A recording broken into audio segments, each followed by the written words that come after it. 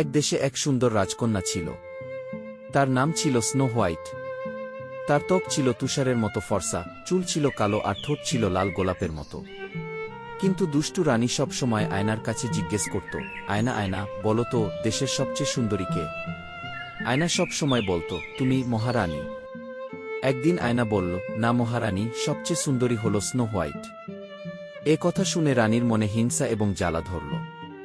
সে snow হোয়াইটকে বনে পাঠিয়ে দিল যাতে সে হারিয়ে যায় এবং আর রাজ্যে ফিরতে না পারে। স্নো হোয়াইট দৌড়াতে দৌড়াতে গভীর জঙ্গলে চলে গেল। সেখানে সে একটি ছোট্ট কাঠের কুটির দেখতে পেল। কুটিরের ভেতরে 7 জন বামন থাকত। বামনরা স্নো হোয়াইটকে দেখে খুব খুশি হল। তারা তাকে থাকার অনুমতি দিল আর বলল, দরজা খুলো না, সাবধানে থেকো। অন্যদিকে দুষ্টু রানী ছদ্মবেশ ধরল। সে বুড়ি মহিলার রূপ নিল এবং হাতে নিল এক জুড়ি আপেল। সে কুটিরে এসে স্নো হোয়াইটকে একটি চকচকে লাল আপেল দিল। স্নো হোয়াইট সরল মনে কামড় দিল, কিন্তু সাথে সাথেই সে গভীর ঘুমে আচ্ছন্ন হয়ে পড়ল। বামনরা এসে কান্নায় ভেঙে পড়ল। তারা স্নো হোয়াইটকে একটি কাচের বিছানায় শুইয়ে রাখল।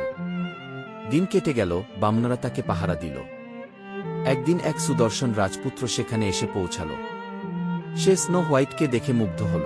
রাজপুত্র তার হাত ধরে আলতো করে চুমু খেল। সাথে সাথেই স্নো হোয়াইটের চোখ খুলে গেল। বামনরা খুশিতে নাচতে শুরু করল। পুরো বন জুড়ে আনন্দ ছড়িয়ে গেল। অবশেষে স্নো হোয়াইট আর রাজপুত্র একসাথে প্রাসাদে ফিরে গেল। ওরা সুখে শান্তিতে বসবাস করতে লাগল।